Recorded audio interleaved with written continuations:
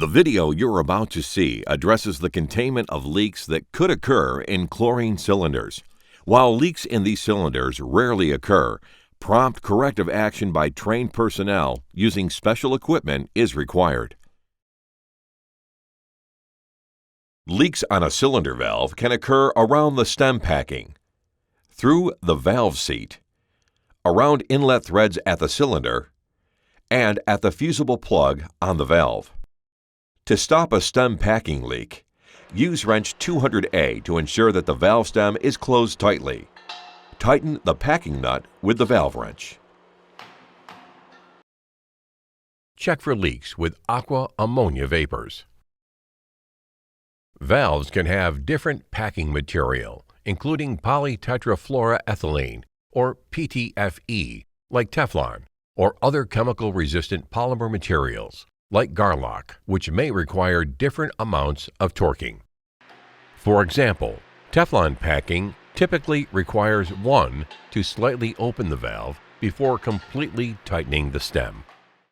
To stop a leak from the valve outlet, apply and tighten the valve outlet cap using the valve wrench.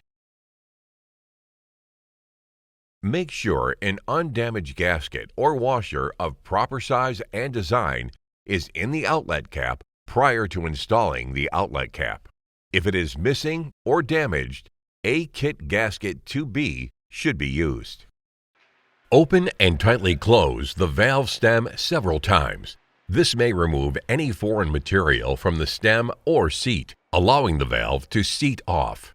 Tapping around the valve while opening and closing it may also help in freeing the foreign material. Slowly loosen the valve outlet cap.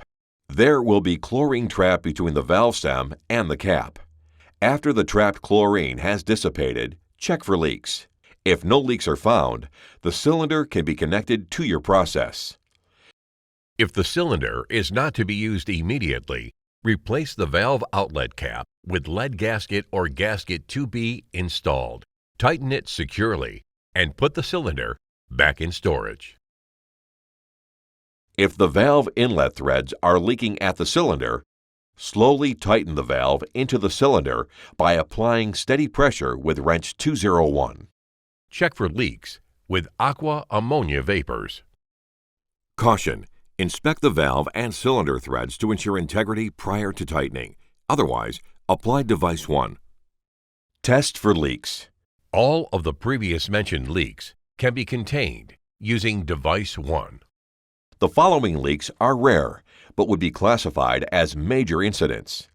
They usually occur when a cylinder is mishandled.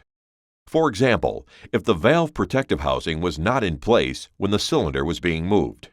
If valve stem assembly has blown out, hammer the small drift pin A-3 into the valve body. If the valve is broken off at the cylinder, hammer the small drift pin into the valve body remaining in the cylinder. If the complete valve blows out of the cylinder, hammer the large pin A-4 into the cylinder. Test for leaks. Device 1 should be applied after the pins are driven in. Test for leaks. Due to the pressure buildup inside the container, the drift pin may not completely stop the leak, but it can slow it down. It's also possible that device 1 does not fit over the pin. In these cases, secure the cylinder in an isolated area and call your chlorine supplier. Each chlorine cylinder is protected by a fusible metal plug, which is designed to melt prior to rupture. The fusible plug is usually a screwed plug into the valve body, but also can be fusible metal poured directly into the valve body. If the leak is at the threads of the fusible plug, use wrench 203 and tighten the fusible plug slowly. Do not over-tighten, because it can cause the fusible plug to snap off. Test for leaks. If the leak continues, saw off the fusible plug so that it's flush with the valve body, and file the surface smooth. Apply device 2. If the leak is in the fusible plug metal, file the surface of the fusible plug smooth if necessary, and apply device 2.